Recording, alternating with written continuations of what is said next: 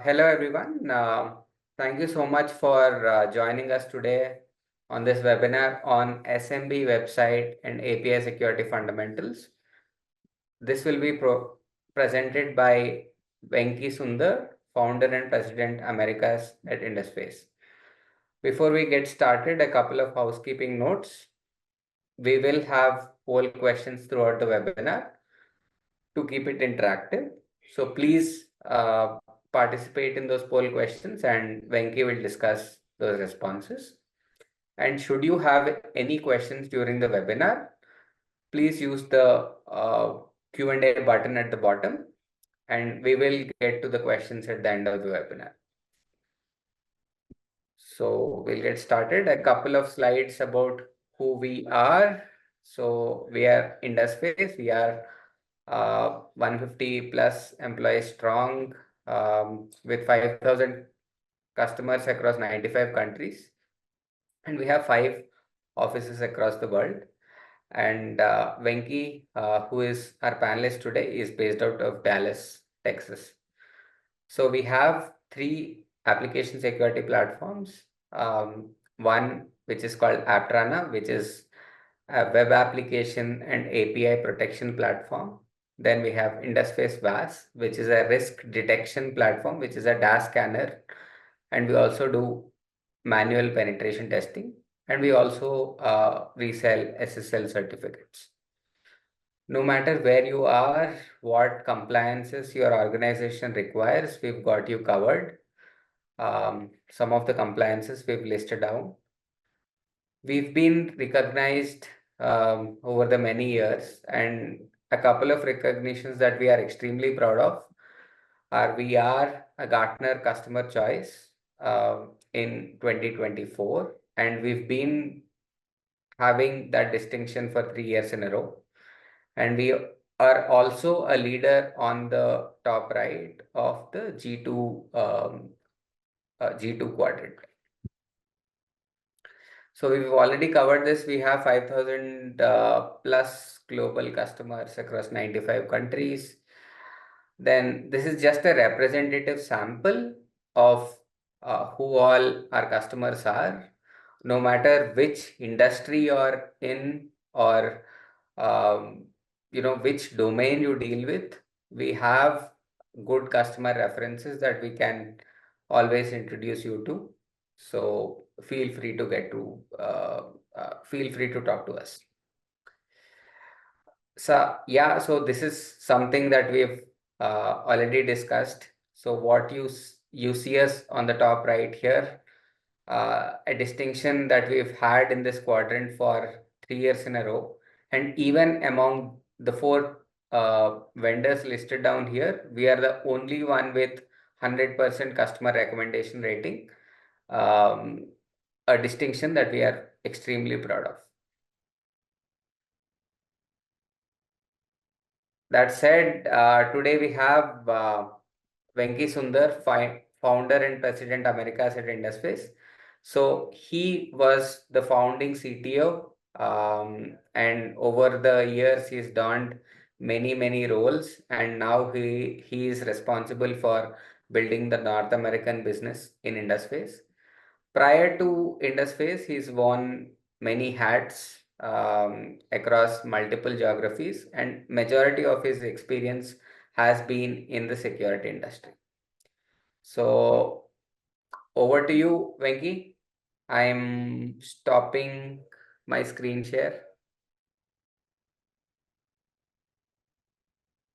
Yeah, thanks a lot, Funny. Thanks for the introduction, and it's my pleasure to be part of hosting this webinar. Excuse me. So I think the topic is understanding security challenges with a special focus on SMB. The threats does not distinguish based on the size of the company. The attack vectors and the ability to exploit, if there is a possibility for an abuse to happen, it does happen. And the impact of that abuse is significantly amplified for SMBs more than larger enterprises. So The discussion here is going to be to talk about security challenges, specifically application security challenges, with a lens on SMB to make to stress the importance that is even more important for the SMB, which is hugely underserved, to look at application security as an integral part of their business continuity as well as business growth and gaining customer trust. So before me just talking about the threats, some hardcore data. So 60% of the SMBs have experienced the attack in the last year. 60%. Most of the SMBs, even though it doesn't have to be a tech company, tech is an integral part of any business, not necessarily a tech company. It's either to enhance the productivity or to do a certain thing of supply chain or their employee management better. Most of these are driven through applications, and those applications improve the productivity, but also deal with data that can be accessed over the cloud publicly through public-facing web apps and APIs. So because these customer data can be compromised by an attack, the customers who, before using those productivity tools, have these questions to the SMB that what are they doing about security? And that's where the trust factor comes in. So 87% of the SMBs do have data stored. So it's not just large enterprises that do productive applications and complex applications. In fact, SMBs are doing it at a much greater speed than larger companies to enhance their core business. Last point is the impact of an attack for an SMB is even more catastrophic and severe because they cannot continue in the event they succumb to a breach or a ransomware, and it can almost mean an end of business for them. And even if they recover, the brand damage that has happened at a crucial part of their business evolution becomes significant for an SMB a lot more than larger brands. Having said that, all the points that I mentioned are applicable to any business, even more important to SMBs, mainly because the impact is higher, but also they are hugely underserved in this segment and hence even more vulnerable. So I want to start a poll. Hopefully Fanny or you can start it, and I want to ask the question, what is it you do to protect your applications and API currently? Do you conduct regular pen testing and security assessment? Do you use a tool? Do you use a web application firewall and API protection gateways? And how frequently do you patch them? And do you have a vulnerability management programs to patch them regularly? If you do more than one of them, feel free to select more than one of them.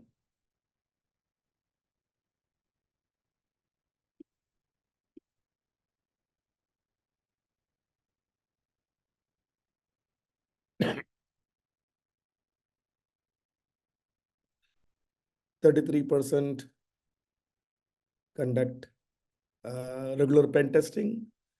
Few of them do have a WAF.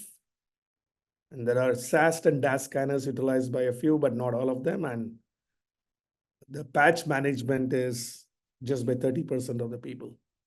That's what I see here. The good news is I'm seeing a majority of do have some sort of a web application firewall. But the contradiction that I see from the poll is, even though you have a web application firewall, your ability to patch vulnerabilities regularly is a lot lower percentages. So it's a nice segue for me to talk a little bit about how the SMBs can do much better using these capabilities in bits and pieces. Some of you are having it.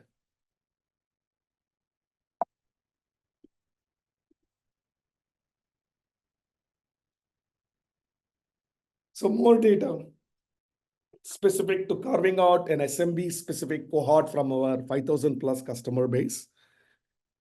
We have witnessed close to 600 million attacks focusing only on the SMBs. The number of DDoS attacks on the SMBs is on an average higher percentage than the global average. And they have 4 times more higher critical or high open vulnerabilities. This is a report that Indusface produces every quarter. And this particular report is focused only on dissecting and giving this statistics on the SMB segment. What this means is SMBs are prime targets because there are more open vulnerabilities, which means it's easier to exploit. DDoS attacks are also higher for the SMBs, mainly because SMBs do not have large infrastructure. So at a very small cost of carrying out an attack, you can bring down an SMB business and hold them ransomware. So this segment is hugely underserved and hugely vulnerable. And therein lies our evangelism to A, make them aware of it, and B, recommend a certain set of things that businesses and especially SMBs can do to mitigate those risks. Why is it the SMBs have a higher risk? The SMBs are focused on growing their business, doing that 1 or 2 things that they are good in. It can be as simple as a legal training application, or it can be some sort of a consulting app for a specific vertical. And to service their clients, they are focused on innovating, improving, and generally they have applications that are an integral part of their innovation cycle to service their customers. They are focused on going deep on what they are doing and do not have the luxury of having specialized security teams managing it, monitoring it, and maintaining and looking at mitigating the risks. And this amplifies the vulnerability exposure gap for the SMBs, which makes it easier for the hackers to exploit. Collectively, the SMBs becomes a much better target for them than to go for a few large enterprises, which generally have their own security teams and the budget to mitigate it.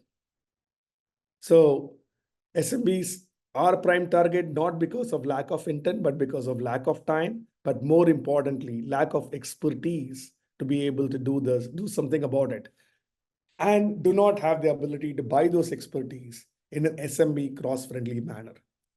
So those are the reasons why the risks in the SMB, SME segment is much higher than the business as a whole.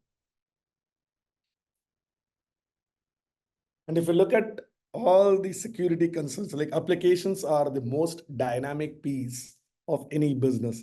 And in this day and age of continuous integration, continuous deployment, getting a feature X and feature Y out quickly for enabling a sale or mitigating a customer concerns, the threat landscape in terms of being able to exploit them keeps changing and keeps newer and newer threats come. So the zero-day threats are a continuous process, and based on our zero-day threat report, we see many zero-day threats for the applications coming up almost every day. Some of the most recent top threats that comes to my mind is the Apache Struts vulnerability, which impacted all the applications that were built on the Struts framework. If you go a little bit further back, there was the Heartbleed vulnerability, the Poodle vulnerability, all of this impacting the applications that is built on a certain platform or a third-party component, which has got some vulnerabilities, and that becomes an entry point or an open entry point for an attacker to easily exploit them. So based on these new threats, or sometimes on existing threats, new attack vectors are also created, which can bring the SMB business and the applications down. How do we keep up with all those things? And then if we have a tool, most of the current landscape looks like people are throwing in tools and expecting the SMB to configure them, understand them, and configure them. So keeping the configuration simple, keeping it updated with the new threat vectors and the new attack vectors requires deep specialized expertise. And even if somebody puts the investment to do that specialized expertise, it will still not be deep enough to understand the balance between mitigating a security risks and the false positive, which can be equally catastrophic for SMBs. Because the last thing you want is to mitigate a security risk, but you're also disabling legitimate users from coming in. So false positive management by itself is a huge area of expertise, which, assuming the SMB somehow has crossed the first bridge, this is where they fall apart.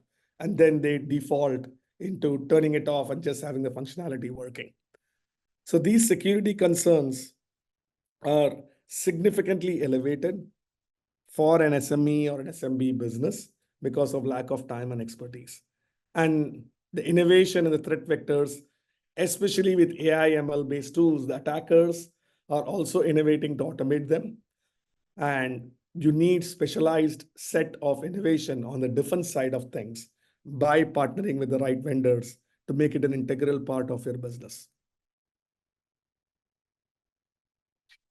So the solution is not just a tool X and tool Y that will do point one or two things for the business, because this landscape is changing with new threats, new attack vectors, and new configuration policy updates needed to mitigate those new threats and attack vectors. And to keep up with all this, you need a 24/7 managed security team. Now, we are seeing a lot of innovation happening in the SMB segment and new companies being founded to do managed detection and response for endpoint security. But applications, especially your websites and your web APIs, are a specialized kind of endpoints, which are not effectively covered by many vendors. So you need an application-focused managed detection and response, and a 24/7 SOC team focused only on application security to mitigate the risks of the most critical asset, I believe, for any application or any business, which is applications. So with this team, not just a tool, but a tool combined with the 24/7 managed services, you will have a significant leap in terms of mitigating the risks of business continuity for application. It's a trend that is happening in the security industry as a whole, where the management layer has to be provided also by the OEM vendors. And for application security, I would insist each one of the business to demand for that from the OEM vendors to provide the management, so that they provide, it's their tool, and it's their capabilities and IP on which the effectiveness of it is managing it and making sure it does what it is supposed to do on a continuous basis. So with a specialized SOC, application-focused SOC team and the security expertise you have, you can keep yourself protected from new zero-day threats, the new attack vectors that come up, and make sure that the configuration is updated against those attack vectors. Some statistics I want to throw in here is Indusface comes out with a monthly zero-day vulnerability report. More than 95% of the day zero vulnerabilities are automatically protected by us on day zero. Like the Apache struts vulnerability that I mentioned a couple of slides back was effectively an injection vulnerability exploiting the struts framework-based applications. So it's a same attack vector, but a new threat on a specific platform, which was already covered by us through our existing policies. So 95%, close to 95% of them are protected on day zero without having to do anything. The balance gets protected within 24 hours through the managed services, through an update to the configuration and policy tuning. So somebody monitoring it and taking action on it and reporting on it on a continuous basis and making sure that it doesn't break anything else with false positive is what this entire managed service is all about. In addition, to gain the trust of your customers, the customers might believe you, saying that trust me, we do all the right things. But one way for them to ensure that the business is taking things seriously is asking for compliance. And one other part of the compliance, whether it's SOC 2, PCI, DSS, HIPAA, anything, different flavors of compliance standards applicable to different verticals. The key thing, one of the key things they ask for is what is your vulnerabilities on their public facing assets and what have you done to fix them, and give me a clean report. And then what is a vulnerability management program? So lot of people after an audit, they are left scrambling to go and try to fix them and get a clean report. Through autonomous patching and managed services from the point of identifying a vulnerability, either through the tool that we provide or any third-party pen testing that you do. Some of you guys said that they're doing it. Asking the vendor to fix it on their web application firewall. 100% of the responses said they have some form of WAF, but getting that WAF to patch those vulnerabilities is where the real effectiveness of a WAF lies. Because otherwise it's just a tool having some policy, but it's not updated or leaving it for the customer to understand and decipher all these things and keep it updated, which they don't. And the WAF is practically useless without this management piece and autonomous patching that is needed for compliance. So Indusface provides a swift comply feature that not only do we include a risk detection module to find vulnerabilities, but we also automatically patch them within 72 hours, critical within 24 hours, high within 48 hours, and medium within 72 hours. We also can offer the same promise to not just vulnerabilities identified by us, but also from any third-party pen testing that some of you said you're doing, and translate that into updates to configurations and policy to make sure that your next cycle of pen testing or revalidation has a clean report and meet compliance. So it's an example of a virtual patching. A new zero-day vulnerability comes up in a specific application framework or module. The attack vector is exploiting a particular vulnerability or exploitable vulnerability within that module, which allows you to inject payload to do remote code execution. And if this Spring framework-based application is accessible over the cloud to anybody, the hackers can exploit this vulnerability and create damage. A typical cycle is a new version is available from the vendor where the vulnerability is found out, and people are required to upgrade those systems without that vulnerability, which takes time. Our average has been it takes more than 180 days to fix it from the point a vulnerability is found. And that's 180 days waiting as a sitting duck, waiting for somebody to exploit it. With virtual patching, you create a payload for that remote code execution entry point and block that payload so that you get a clean report and protection, at least from an external outside-in attacks, while you can take your time and breathing room to do the right fix to upgrade your backend systems, which has this vulnerability. So this is an example of a virtual patching, which can become effective in a timely manner and almost real time, only if we have a managed service capability along with the tool. Cannot expect somebody in an SMB to have a full-time resource to keep doing. It's a full-time job and you need a large team to do this, to decipher all this, translate it into rules, check for false positive, and then roll it out. That's what we do for a living and include that as part of our managed capabilities along with the product we offer. The other thing that we want to highlight here is downtime, especially it's probably fresh in the minds of everybody after the CrowdStrike incident. Could happen to anybody. The blue screen of death happened to them. So there is a downtime that can happen because of an attack, and there's a downtime that can happen because of a failure from the defense also from the attack.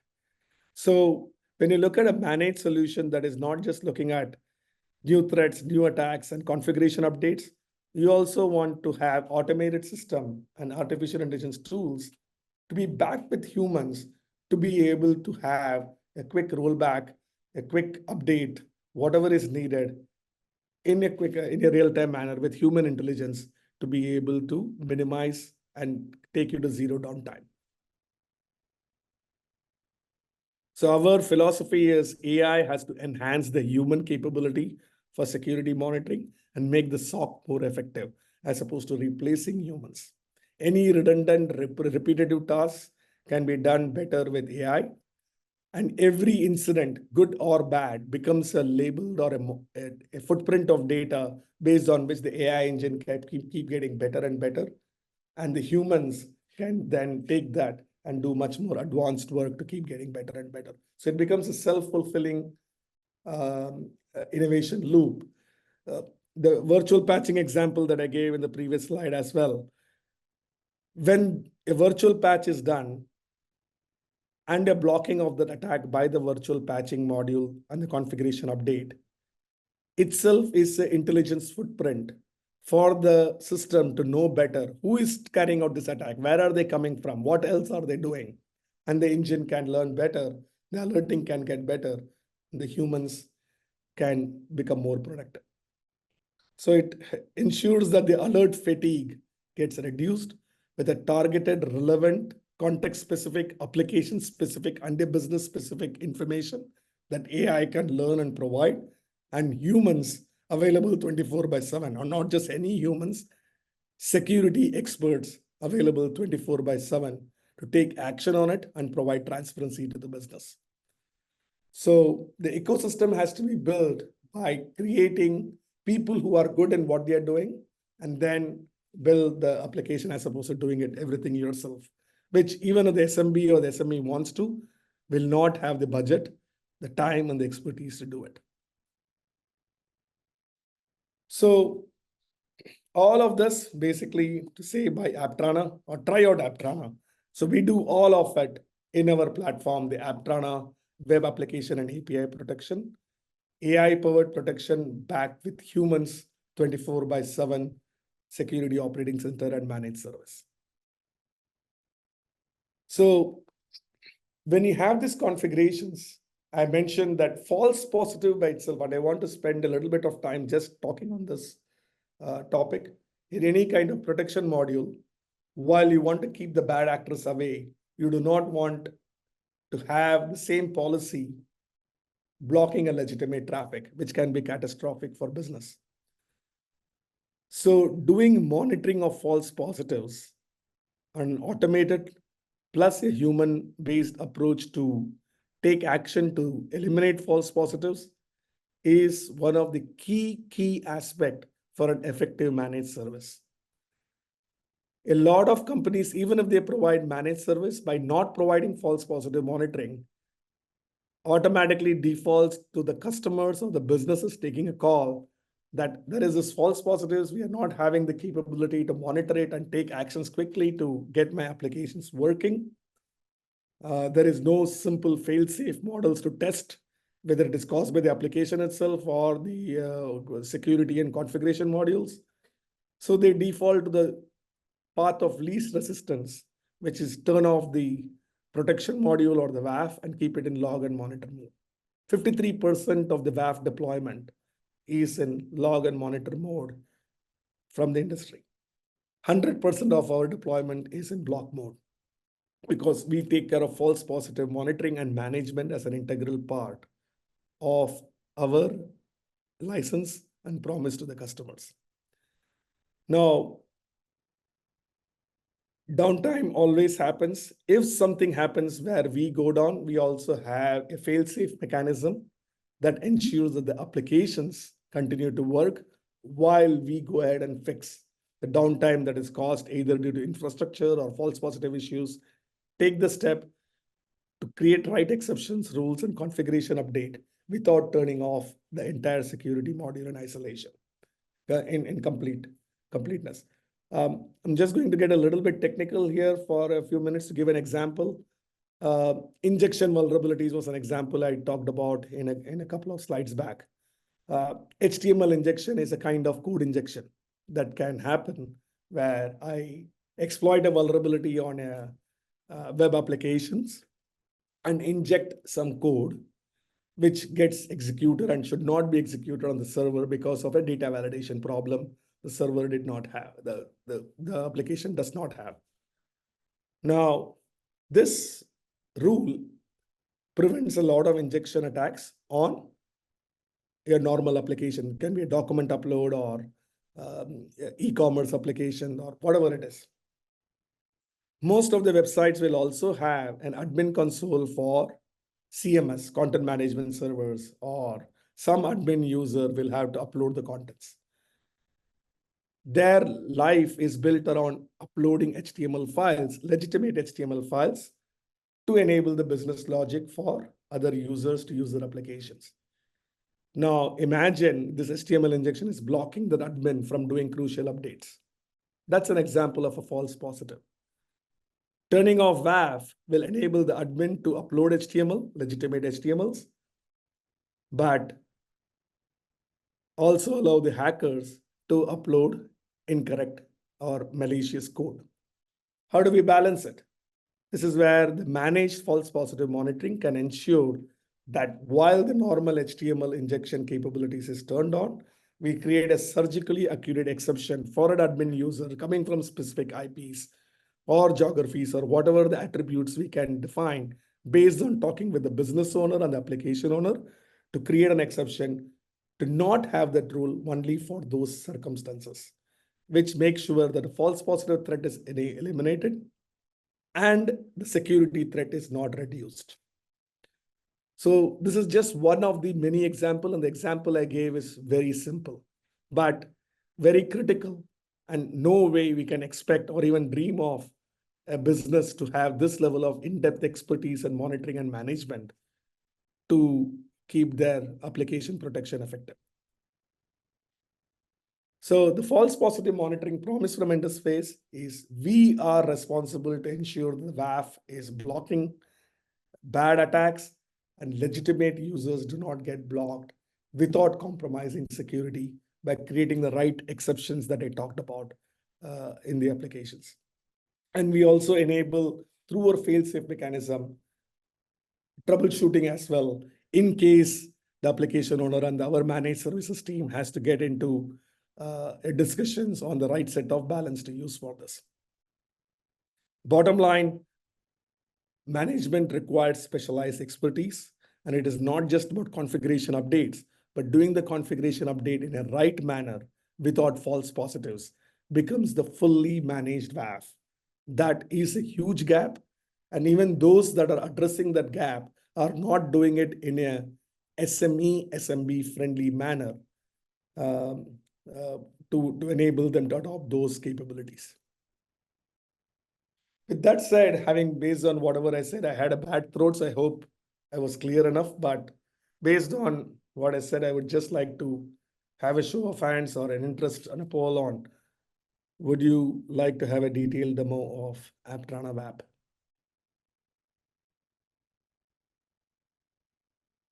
Yeah, Venki, we can keep the poll on while you can move on with the rest of the presentation. Okay.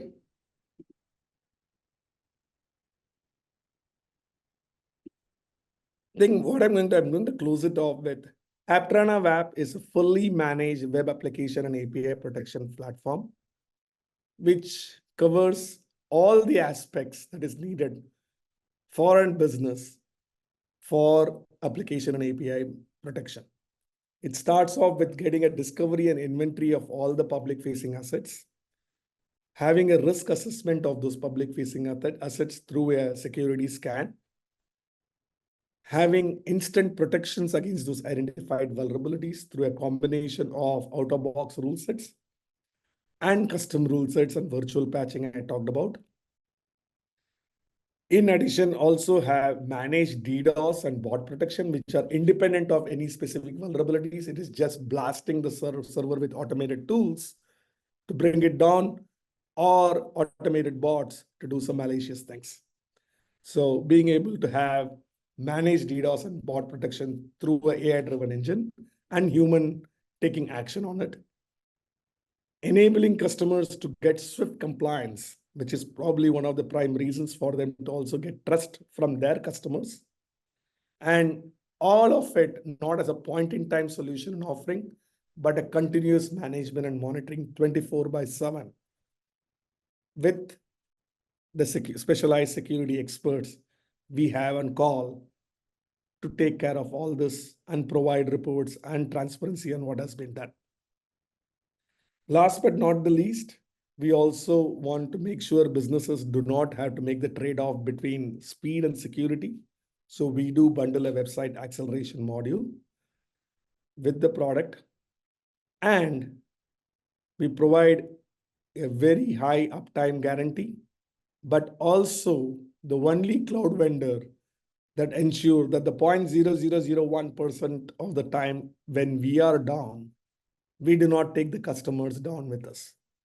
We have, and this I never used to gloat about it, but today, especially after the incidents in the last 2 weeks, becomes a pressing point that vendors should ask for. What happens if we go down? What does the scenario look like? What is the impact? So in our case, we build a fail-safe mechanism, a standalone fail-safe infrastructure that is running, where every minute we keep monitoring, are we down, are we down, are we down? If we are down, we make sure the customer side doesn't go down, but we take quick remediation to get back up. So only the security module will be turned off for the few seconds or minutes or duration we are down, but the customer website doesn't go down. So graceful failure and transparency. So when we go down, it is not news. In fact, we ourselves have to tell the customer that we are down, we are recovering, but your site is up. But there is this threat. Our security modules are turned off, but we'll come back up within the next few minutes, and our team is working on it. Very, very important for not just products that are so critical like ours in infrastructure, but any product, any deployment. The conversation now becomes very important to talk about what happens we go down, what is the scenario, and what is the fail-safe mechanism. Are vendors paying enough attention to it, as opposed to just giving 3 nines and 2 nines and those kind of guarantees? What happens when those 3 nines, 0.001% happen? What is the impact of that? How do we minimize the impact of it? Is very important to have that conversation by the business and force the vendors to also have a graceful failure and recovery from those failures. Something that we feel proud of having done from day zero. The most over-engineered feature of our product that I never want to use, but something that I claim and gloat about now as a key feature that we don't want this to happen, but when this happens, we have you covered and mitigate the impact. I'm going to spend the last Venki, minutes. Yeah. we just have 5 minutes left. Should we take questions at this point? Okay, we can take, but nothing like seeing something live. So I'm going to spend just 1 minute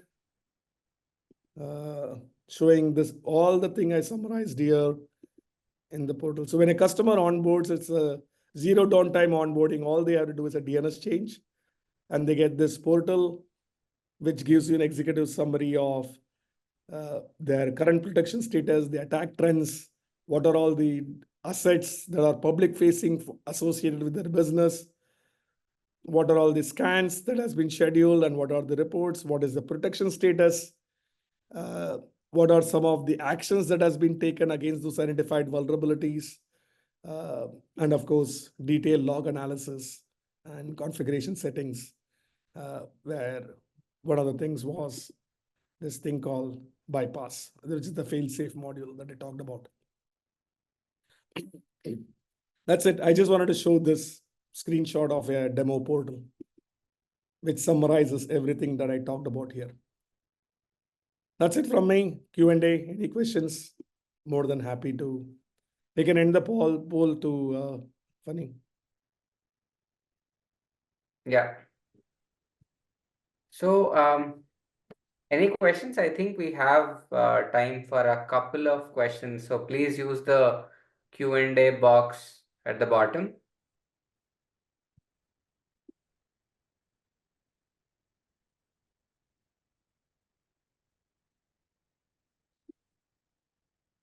Seems like everything was crystal clear in spite of my bad throat.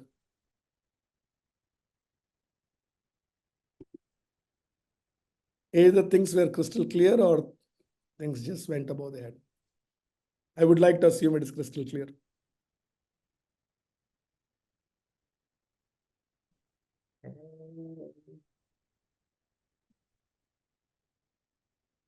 If there are no questions, then I think we can end the session. Venki, thank you so much for taking time to do this, and thank you so much everyone for joining us today. Hope you found this useful. So we will share a recording. Okay, things were clear but went through quickly. Will we get a copy of the slides? Yes, we will send you a copy of the slides as well as the recording. So give us a day for us to process this and then send it across. Thank you so much, everyone. Have a great rest of the day and the week. Take care. Bye bye.